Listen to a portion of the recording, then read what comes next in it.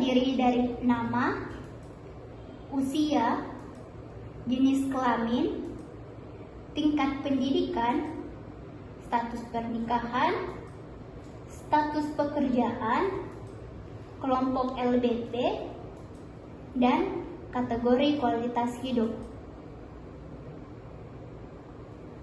Nah, setelah data mentah kita miliki, selanjutnya data yang berada di Excel tadi itu kita masukkan ke variabel view.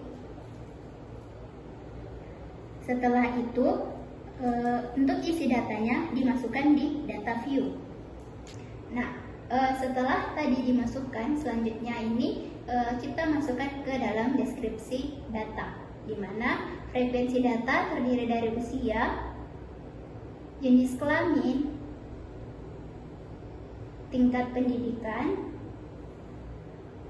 status pernikahan, status pekerjaan. Ini merupakan dalam bentuk pie chart atau diagram lingkaran untuk usia, jenis kelamin, tingkat pendidikan, status pernikahan, status pekerjaan. Yang pertama itu persiapkan data yang telah dimasukkan dalam bentuk SPSS. Yang kedua itu buka SPSS, pilih menu Analyze, lalu setelah itu pilih menu Non-Parametric Test. Setelah itu klik Legacy Dialog, lalu pilih 1 Min Simple KS.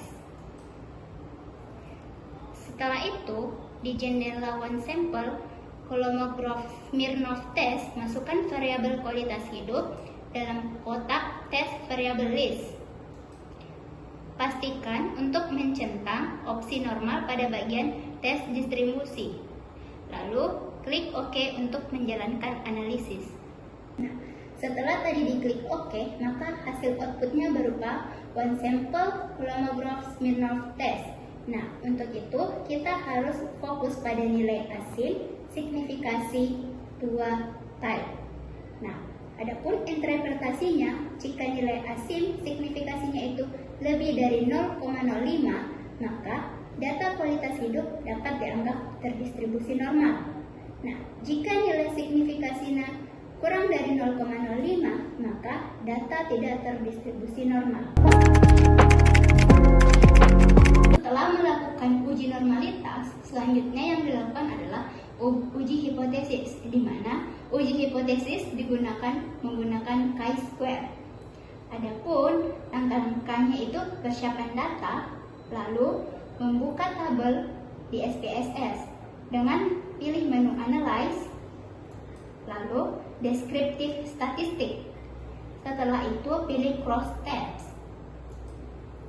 Nah, untuk menentukan variabel, masukkan variabel kualitas hidup ke dalam kotak row dan variabel low backend ke dalam kotak kolom. Kemudian mengatur opsi pada statistik dan mencentang chi-square. Lalu jika ingin melihat persentase, klik tombol cells dan pilih opsi untuk menampilkan presentasi yang diinginkan. Bisa observe dan expand. Lalu klik OK atau continue. Setelah itu OK. Jadi untuk interpretasi hasilnya itu jika nilai asim signifikasinya itu kurang dari 0,05, maka hipotesis nolnya itu ditolak, yang menunjukkan bahwa terdapat hubungan yang signifikan antara low back pain dan kualitas hidup. Sedangkan jika nilai asim signifikasinya itu di atas 0,05, maka H0-nya itu diterima, yang menunjukkan tidak adanya hubungan yang signifikan.